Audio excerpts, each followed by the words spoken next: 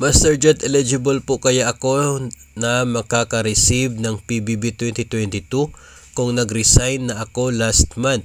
Original appointment ko 2019. So eligible po dahil last month ka lang nag-resign, no? So that is July 2024. So dito po sa PBB 2022, intended po ito para sa school year 2022 hanggang 2023. So by that period, ikaw po ay eligible pa as personnel, meron ka pong service sa inyo pong agency.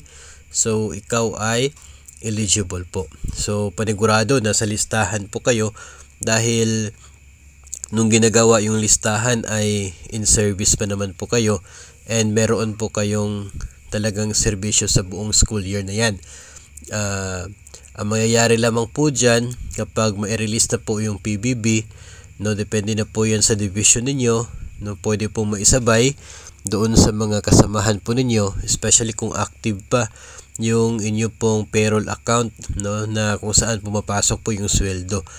Pero yung iba po, baka closed na yung account ng sweldo, baka pwede pong i-release through check na ibibigay po sa inyo. But definitely, you are eligible at makakatanggap ka ng inyo pong PBB 2022.